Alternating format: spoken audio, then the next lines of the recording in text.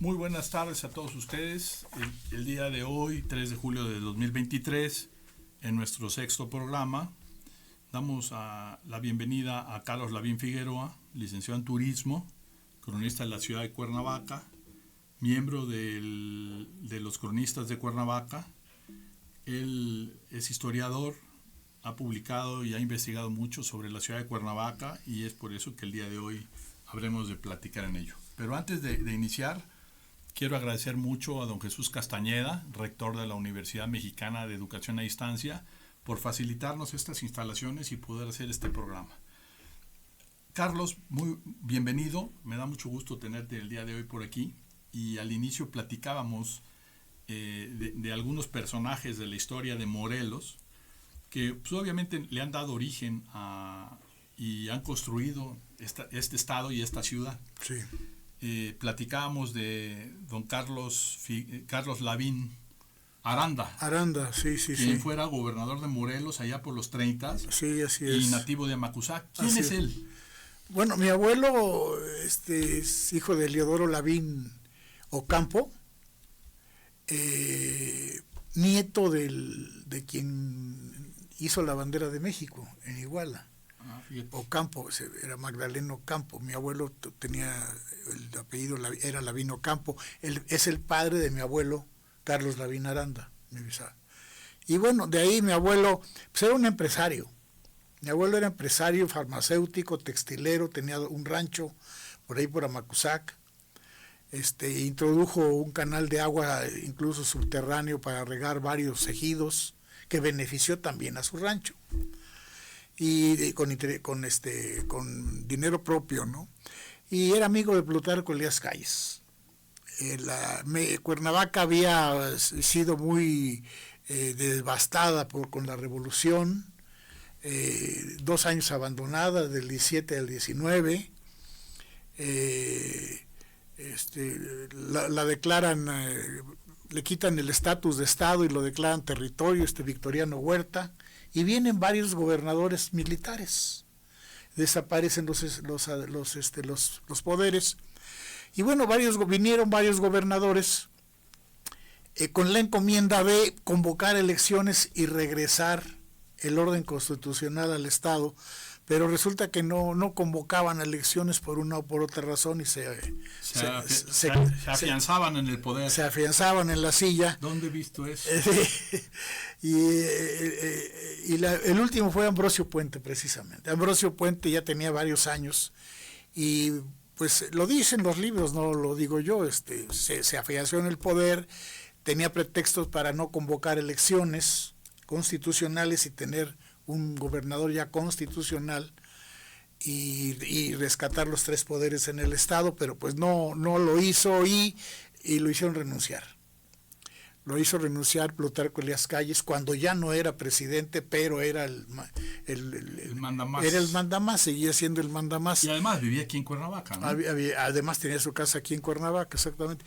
Y bueno, la verdad es que siendo mi abuelo amigo de Plutarco Elías Calles y su gente de confianza, empresario, que no estaba en la política, lo llamó para que fuera gobernador y su encomienda es que convocara inmediatamente elecciones y regresar el orden constitucional al estado. Bueno, a mi abuelo lo convenció, tenía sus empresas, tenía varias empresas farmacéuticas, rancho, textileras, en fin, y lo convence, inmediatamente convoca elecciones y gana Estrada Cajigal, que fue el primer gobernador constitucional de la segunda época de Morelos, ¿no? Sí, bueno, los gobernadores anteriores y también mi abuelo fue gobernador, fueron gobernadores provisionales constitucionales por la Constitución Federal, porque los elige el Congreso. A mi abuelo lo eligió el Congreso. Okay. Sí, porque aquí no había poderes, no había habido elecciones. Y entonces mi abuelo convoca elecciones ya,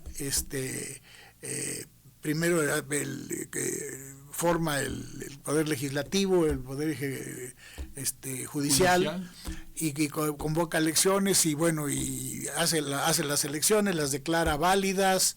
Estrada Cajigal es gobernador interino, ya con la nueva constitución, con el nuevo orden Eran constitucional. de 4 años en esa época. Eran los de 4 gobernadores. años, sí, con el nuevo orden constitucional. Y bueno, ya le entrega a mi abuelo también todavía, cuando hubo elecciones, hubo inconformidades después de la revolución. Mi abuelo apaciguó un levantamiento en Jojutla del candidato perdedor que perdió con las elecciones con Estrada Cajigal. con Estrada. Y liberaron a los presos ahí en Jojutla, le pidieron dinero a los empresarios, en fin, y mi abuelo con una partida, mi abuelo estaba en la Ciudad de México, tengo una carta que le manda a su hermano que vive en Oaxaca, que por otra razón le dice: tuve que regresar a Cuernavaca de inmediato porque hay un levantamiento en Jojutla. Yo tengo el original. Y sí, llega a Cuernavaca intempestivamente, estaba en la Ciudad de México y con una cuadrilla de militares bajo Jojutla, y se enfrenta personalmente y pacíficamente a los levantados y pacifica el Estado. Hubo otro levantamiento en Cuautla, me parece, donde se instaló una legislatura, también no era legal. Claro. Y también la apaciguó, y bueno, por eso fue conocido como el gobernador pacifista del Estado en esa época, ¿no? Bueno, y entonces, bueno, ya entra hasta Cajigal, mi abuelo se va a trabajar, a colaborar con el gobernador del Estado de México, que es un personaje de la Revolución, no me acuerdo cómo se llama, y regresa unos años después y es diputado local. Y bueno, regresa a sus empresas y en fin, ¿no? A su actividad cotidiana. Oye, me comentabas, de 1917 a 1919, sí, 2 años, sí, en donde la ciudad de Cuernavaca prácticamente estaba vacía. Sí. La evacuaron. Sí. ¿Cómo fue ese proceso? Y posteriormente, ¿cómo regresa la vida cotidiana a Cuernavaca? Bueno, aquí fue el estado de Morelos, por la revolución, fue de los más destruidos, ¿no? Las haciendas, los empleos, la gente se iba, la mayoría. Zapata tenía tomada la ciudad de Cuernavaca, y entonces el gobierno federal manda cercar la ciudad de Cuernavaca, que no entraran alimentos, que no entrara nada, y la manda a evacuar por 2 años, porque para sacar a Zapata del poder que tenía controlada la ciudad, y lo saca por 2 años. Y después viene la muerte de Zapata y empieza a regresar la gente a Cuernavaca, y empieza a repoblarla otra vez, pero la ciudad estaba abandonada, los animales salvajes habían tomado posesión de las calles, la hierba había crecido en las calles empedradas. Me comentaba en alguna ocasión mi abuelo, que fue uno de los primeros habitantes posteriores a esta evacuación, de llegar a Cuernavaca con el ejército. Enfrente de Catedral, donde hay una casa que es de los Lavín. Oliveros. De los Oliveros. Sí. Pero ¿hay alguna familia Oliveros Lavín? Bueno, mi abuelo era Carlos Lavín Oliveros, okay. mi padre Carlos Lavín Oliveros. O sea, ¿estás vinculado a esa familia? Pues mira, la familia Oliveros que vive enfrente de la casa, que vivió en la casa enfrente de Catedral, dice que si hay un vínculo, debe haber algún vínculo, sí, pero claro. no lo hemos investigado. La famosísima liebre, ¿no? Le dicen. Exactamente, a Mario Oliveros, ahí sí. Muy bien. Sabe mucho de historia él. Vamos a invitarlo. Sí. Próximamente, y me gustaría, si fuera posible, que pudiéramos hacer una mesa de debate. Sí, cómo no. Pues no de debate, sino de una plática sobre la historia de esta ciudad, sí, que todos queremos, sí, y donde todos estamos comprometidos. Sí. Pero bueno, ¿por qué no me platicas? O sea, dentro de todos estos, tú te has dedicado a hacer estudios sobre la ciudad, sobre sus edificios, sobre sus personajes. Sí. Y la verdad es que a mí me gustaría mucho aprovechar tu presencia aquí para que conozcamos cómo era el Cuernavaca, cómo fue evolucionando la ciudad a partir de este momento, pongamos punto de quiebre 1919, que termina la evacuación de Cuernavaca, cómo viene evolucionando la ciudad hasta el día de hoy, y después pasaremos a hacer un análisis cuál es la perspectiva de la ciudad a mediano y largo plazo. Sí. Bueno, nos vamos un poquito atrás, cuando la conquista de Cuauhnáhuac, había alrededor de 30,000 habitantes en Cuernavaca. bueno, vienen las enfermedades que trajeron los españoles y la población bajó. Luego los eventos, viene la revolución y otra vez la gente evacuó, la ciudad estuvo bajando, subiendo la población, y para 1900 hasta 1930-40 tenía la misma población que cuando la conquista de Hernán Cortés, la misma población, no había crecido, fluctuaba, pero ahí estaba. Y bueno, se destruyen las haciendas, se destruyen las fuentes de empleo, la gente huye, porque aquí Morelos fue de los campos más sangrientos de la revolución, definitivamente. El gobierno federal combatía a Zapata y la gente huía de los problemas, ¿no? Y aparte de que se iban mucha gente por voluntad propia, bueno, luego los obligaron a dejar la ciudad, a abandonarla. Y a partir de que asesinan a Zapata, le dan al Estado otra vez el orden constitucional y empieza a regresar la población, empiezan a poblarla poco a poco. Muchas familias ya no regresaron, se quedaron en Veracruz, en el Distrito Federal, en Guerrero, en Puebla. Y bueno, muchas casas estuvieron solas, la plusvalía bajó muchísimo. En fin, ¿no? Entonces hubo gente que ahí que se aprovechó y compró muchas. ¿O se apropió? Se apropió, bueno, eso está todavía de moda. Sí, claro. Y bueno, la ciudad empezó paulatinamente a tomar vida otra vez en 1920. Y entonces, de ahí ha ido creciendo. Plutarco Elías Calles tuvo aquí su casa en los años 30, 32, algo así. Y bueno, con la llegada de Plutarco Elías Calles empiezan a poblar, a llegar la gente adinerada de la Ciudad de México a tener sus casas de fin de semana. Ahí en la zona del Club de Golf. Ahí en la zona del Club de Golf. Construye el Club de Golf en esa exactamente, época, ¿no? Exactamente, en esa zona. El Club de Golf Cuernavaca. El Club de Golf Cuernavaca. Y bueno, imitando un poco eso, Plutarco Elías Calles, a instancias del gobernador, del embajador Morrow, que tenía casa en Cuernavaca, lo conmina que mejore la carretera de la Ciudad de México a Cuernavaca. Y esa carretera vieja, que conocemos ahora como carretera vieja, pues trajo mucho turismo a Cuernavaca. Antes se hacían 6 horas, 8 horas de camino en carreta y no había, pues también los automóviles empezaban, por los años 30 empezaban a proliferar el automóvil apenas, había unos cuantos antes, ¿no? Y bueno, esa carretera trajo más turismo, trajo gente que se vino a sentar, empresarios, los hoteleros, empezaron a surgir los grandes hoteles, Chulavista, el Bellavista, que había sido una casa de huéspedes, el Maric, el Papagayo, bueno, varios, el Casino de la Selva, que está al norte, donde está en Avenida Zapata, el Papagayo, bien, varios hoteles grandes, muy grandes. ¿Por qué? Porque había acceso a Cuernavaca, la nueva carretera, la proliferación del automóvil, etcétera, ¿no? Y el clima. Bueno, claro, el clima siempre ha estado, pero el acceso no era tan fácil antes de la carretera. Claro. Y hubo un auge de Cuernavaca de los años 30 a los años 50, 60 todavía.